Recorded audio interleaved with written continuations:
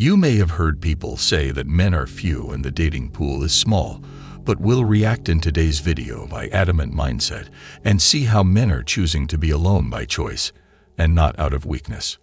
You don't need to go through the rejection and the expense and the humiliation and working out and having a plan and humor and showering to get a romantic relationship. You have essentially a group of men who are saying, I want a low-risk entry into life, and they go down a rabbit hole. When they don't have social connections, and they don't get out, and they don't have the prospect of a romantic relationship, they're more prone to conspiracy theory, they're more prone to misogynistic content, they're less likely to believe in climate change. That is not true. When men choose to be on their own, it clears their minds and makes them think better.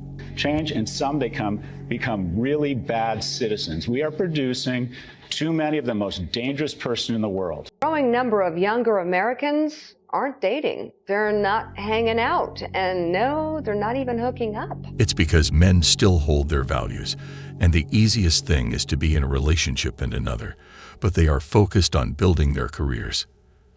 For so many women who want to date men, dating has become a total nightmare, and there are a number of reasons why. I have heard from a lot of young women who want to date young men that there are none. That makes no sense. There are many men out there. It's just that most of them aren't available. There are no guys. They're trying to connect. They often use dating apps, but find a total lack of connection, and it seems that the men they are meeting don't really share the same priorities. Just think of it for a second. High-value men won't be using dating apps. They are hardly using their phones. And when they use them, it's most likely for work. I've given up on dating. Life is so much more peaceful. There are 7 billion people on this earth. Expand your dating options and have relationships with men from different cultures. Women, especially career-driven women, say the men they're meeting are more interested in sex and not looking for a deeper connection, and that it's becoming more and more of a problem. There are many reasons why men avoid dating in this time and age. So what's changing? Because not that long ago, people used to meet each other through work, let's be honest, or through friends, maybe at a bar, or in a college campus, and it gave people a chance to actually learn about each other. That is how it used to be, and that's called the traditional way. And high-value men still meet women that way. That's why they are not found on dating apps. To break through the filters, to demonstrate kindness and show commitment and values, to actually earn affection. But today, so many people are living life through a screen. Today, social media has affected everything, where you cannot tell what's real and what's not real. So most men choose not to interfere and keep their peace. They're not going out nearly as much, not to church, not to movies, or even to the office. Opportunities to fall in love are falling by the wayside, meaning people are making decisions by swiping left on their smartphones, rather than truly learning to connect. When men see a game with all the odds against them, it's only natural not to play. The highs, the lows, the disappointments, all of that stuff. And it's affecting mental health too.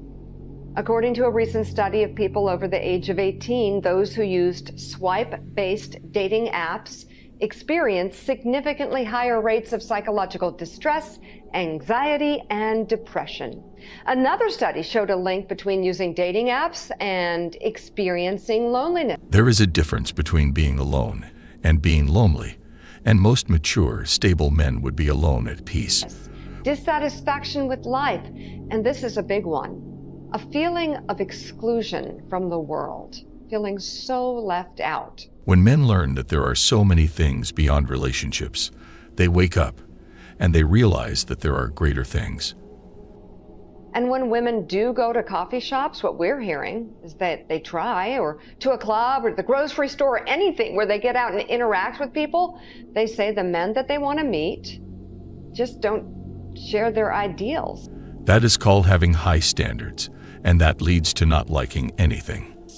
It's partly because so many young men are spending their lives also logged in, overly influenced by a flood of whatever you can find online.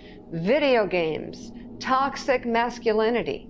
Once a man said that only true men understand a man's world.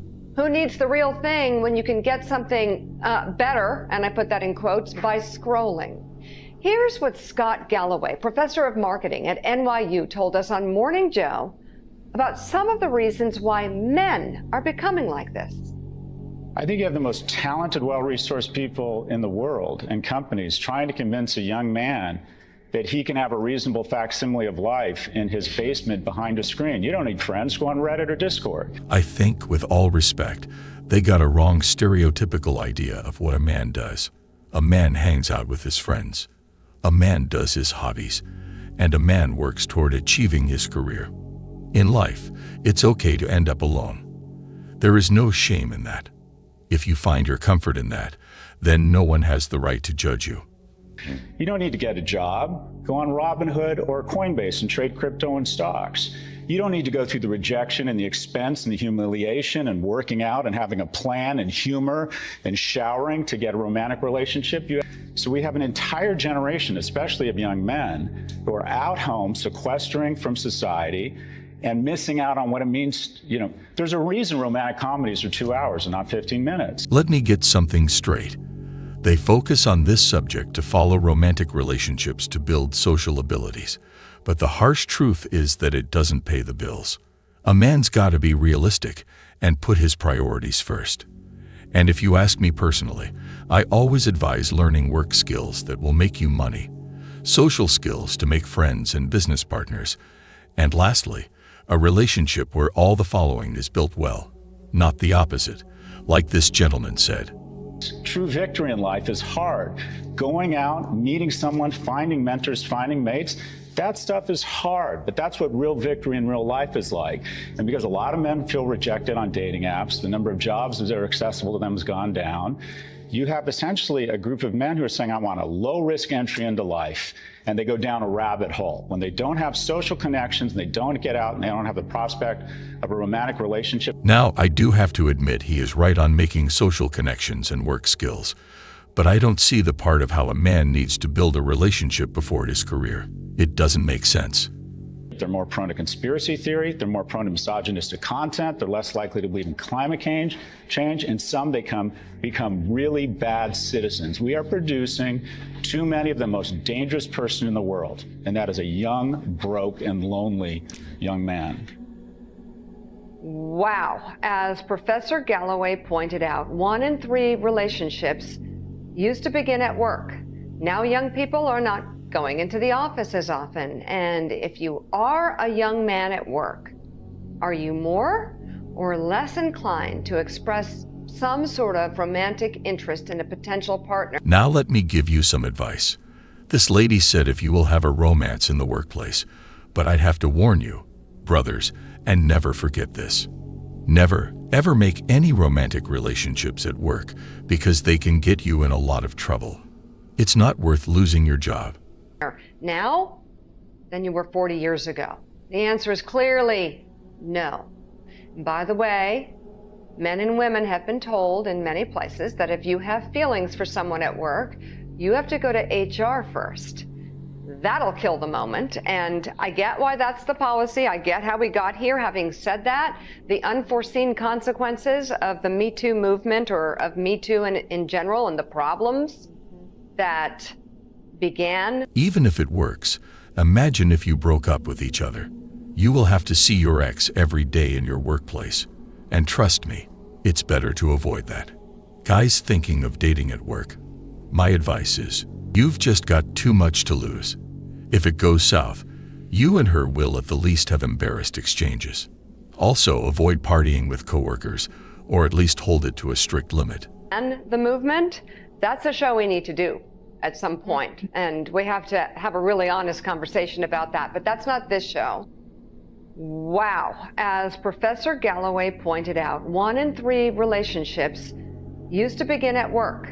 Now young people are not going into the office as often. And if you are a young man at work, are you more or less inclined to express some sort of romantic interest in a potential partner now than you were 40 years ago? I am surprised they are saying this.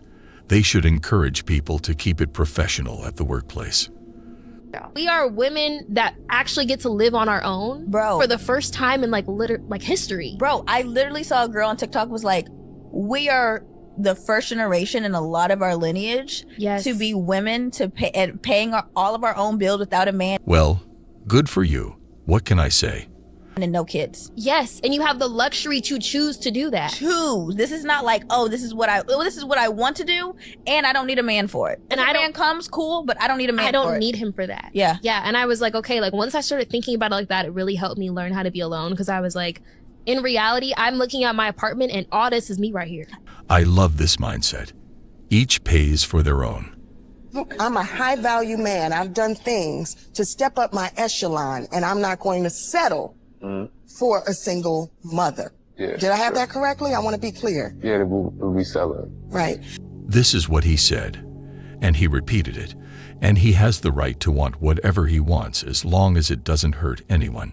So, what makes you think you're a high value man? The car you drive? No, the value I put out into the world. What about your character? I have great character. I like that sentence where he said the value he put out there. Many people would say being a high-value man is being rich, but the reality is influencing the world in a positive way. I've built myself to basically have better choices. You want to know why? Because women can choose and make a choice. They can. They can say, I don't want to date a man that makes less than 6 figures. They can. And then what are you doing? You're But we're not demeaning a man. talking about that. That's not the situation at hand. Listen, hold on. That is exactly like that. That's not the Women can say, conversation. I won't date a man less than 5'8", and the man could be 5'4". Do they care about What does that have to do ostracizing all of those with men? anything? If a fat man is sitting here, he can be a fat man, right? But if a fat woman is sitting here, you would say, oh no, we're body positive. Oh, no, we can't say that. It's all about picking her up. I love what this man had to say because he speaks facts. So every time he's saying something for a man, Bro, it's down. you got a lot on your back. Yeah, okay?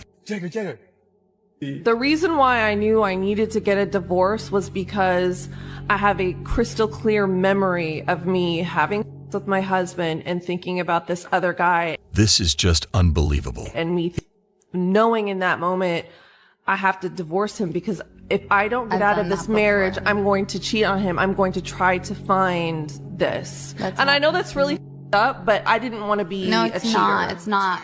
It is not okay. It's happened to me too. Hey Dad, listen to this. Did you know in some countries, men don't even know their wives until they get married? It's like that in every country, son. So make sure you choose well or don't choose and stay safe. My wife and I have been happily married for 2 years. We've been married for 13. Yeah, but only 2 of them were happy. This is a joke, but it sends a clear message that many men experienced. Well, guys, that was all for today.